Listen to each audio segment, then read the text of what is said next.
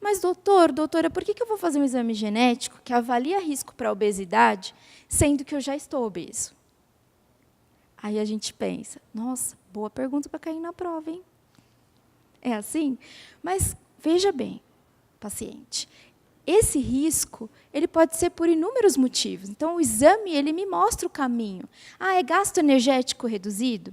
É alteração para um paladar que prefere mais lipídios saturados e eu vou modular lipídios? É possíveis alterações na grelina, alterações na leptina? Então, eu começo a trabalhar com esse paciente de uma forma muito mais personalizada. Ok, com excesso de peso, ele já pode aparecer no consultório, mas eu me questiono, por quê? Qual é a razão? Eu vou na causa. E se tudo estiver ok ali, se tudo que o exame preconizar, de acordo com todo o respaldo científico, estiver tudo ok, eu vou lá para os micronutrientes. E, às vezes, eu posso encontrar respostas nesses micronutrientes. Então, eu posso avaliar, por exemplo, uma vitamina D, um receptor de vitamina D. Posso avaliar um transportador de zinco. Posso avaliar o metabolismo de ferro. Começo a avaliar o perfil inflamatório, o perfil pró-oxidativo. Então, eu começo a fechar todas as lacunas ali que podem favorecer para que eu consiga trabalhar com esse direcionamento mais personalizado. Mas a pergunta é, se nós não somos 100% iguais, por que as nossas condutas devem ser? Por que as condutas devem ser padronizadas? Eu costumo dizer que, dentro de uma curva de Gauss, né, que é aquela curva em que projeta uma normalidade de determinados parâmetros, nós estamos mais para o desvio padrão. E esse desvio padrão faz muita diferença na nossa vida, porque esse desvio padrão ele corresponde, muitas vezes, à capacidade de expressão do meu fenótipo.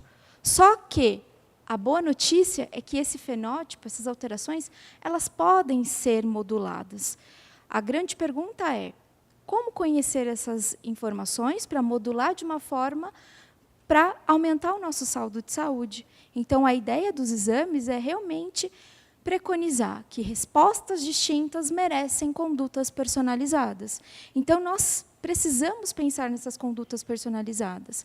E a dieta personalizada, ela abrange todo esse cenário, porque nós contemplamos todo o conteúdo que nós já conhecemos, então toda a nutrição clássica, ela é, com certeza, considerada. Só que agora a gente incluiu o genoma, incluiu a avaliação do nosso genoma. Os exames bioquímicos são, com certeza, muito importantes para a nossa evolução clínica. O exame genético ele é feito uma vez na vida, e o exame bioquímico ele tem que ser feito com uma certa frequência para acompanhar se a minha conduta deu certo ou não, se aquele paciente respondeu melhor ou não. Tudo isso traduzido em dieta personalizada.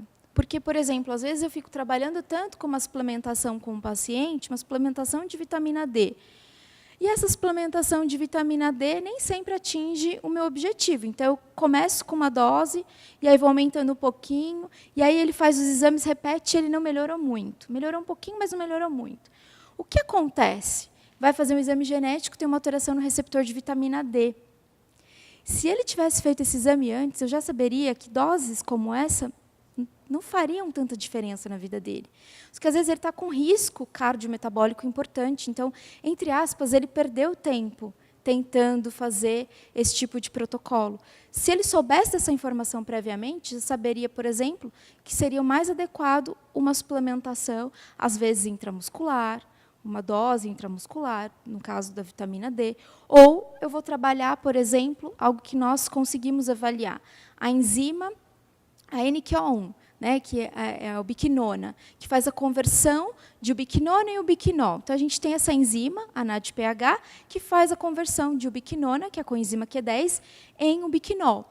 E a gente tem relatos de pacientes que fazem uso de estatina, por exemplo, e nesse uso de estatina referem dores musculares, não é verdade? E, às vezes, nós sugerimos o consumo de coenzima Q10, não é verdade?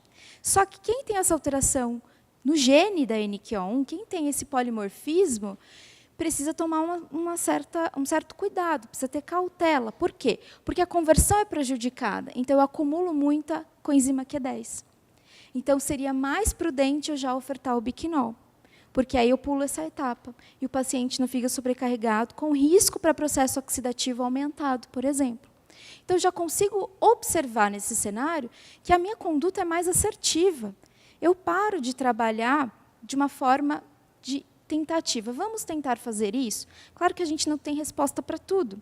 Não é o meu objetivo também dizer, gente, olha, teremos resposta para tudo, mas aquilo que nós conhecemos, aquilo que a literatura traz de evidência, nós podemos aplicar com os nossos pacientes. Então, a pergunta é, por que não aplicar? Por que não conhecer? Por que não tentar? Por que não trabalhar com eles de forma mais personalizada?